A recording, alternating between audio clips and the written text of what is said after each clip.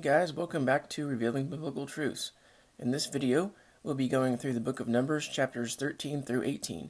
Before we get started, go ahead and like the video, share, subscribe, and comment down below, or this centipede will crawl on your face when you're sleeping. In chapter 13, Yah commanded Moshe to send men from each tribe to spy out the land of Canaan. So they chose one man from each tribe. The idea was to ascertain how many there were in the land, and if so, how strong or weak they were, whether the land was good or bad, and what kind of cities they were. So they went out and spied the land out, and came back after 40 days.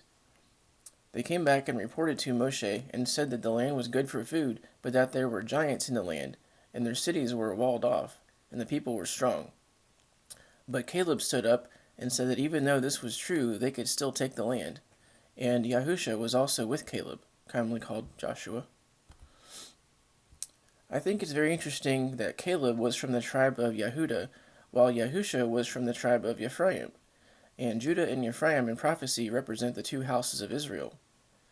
In chapter 14, all the people wailed and murmured against Moshe and Aharon, and wondered if they had brought them out of Egypt just to die, and they plotted to make a captain who would lead them back to Egypt. But Yahusha and Caleb stood up and said they can take the land as it was promised by Yah to do so. But when they heard it, they wanted to stone them. But then the glory of Yah came into the tabernacle in front of everyone, and he wanted to wipe them all out.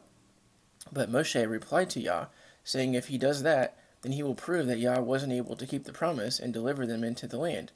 He begs Yah to pardon them, and he does so. From there, Yah tells Moshe that because of their unbelief and iniquity, that generation would die in the wilderness and would not see the promised land, all who were 20 years old and up, but that the seed of Caleb would and Yahusha would. After that, the men spied out the land, started to get others to murmur against Moshe.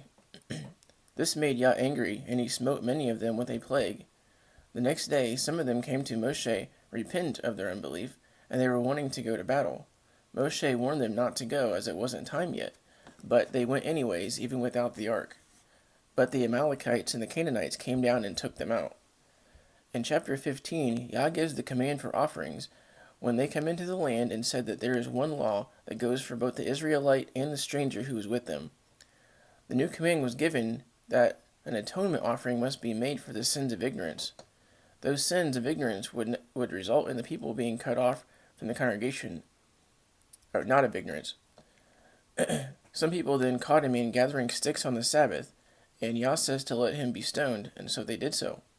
This shows how important keeping Sabbath is, and not working to Yah. In the latter part of the chapter, Yah gives the command for making tzitzits, or tassels. He says we are to all make these tassels on the four corners of our garments, and they must contain a thread or a ribbon of blue. And the purpose of these is that when we look upon them, we can remember to keep his commandments. This is for all those who follow Yah and Yahusha, since Yahusha did not abolish the law, and the law is forever. In Numbers chapter 16, a man named Korah gathered others to join him, 250 in all, and they came before Moshe, saying, all the people are holy, and who was he to be the leader? Moshe responded and said in order to prove who Yah wants to be the leader, he told Korah to put incense in all their censers, and come to meet him at the door of the tabernacle in the next day. Yah was obviously upset about Korah's rebellion, and wanted to destroy the whole congregation.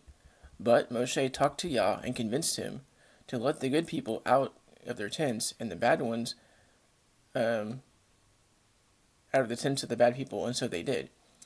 And Yah sent an earthquake among the camp, and the earth opened up and swallowed all the tents of the ones who were in rebellion, and then Yah sent fire down and consumed the people and all the censers, and they died.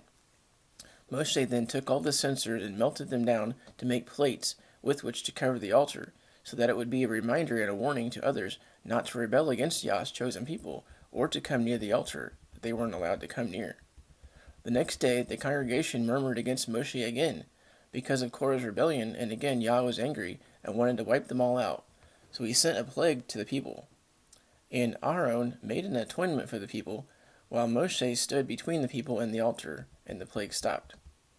In chapter 17, Yah tells Moshe to tell the leaders of the 12 tribes to bring a rod with their names on them to the door of the tabernacle.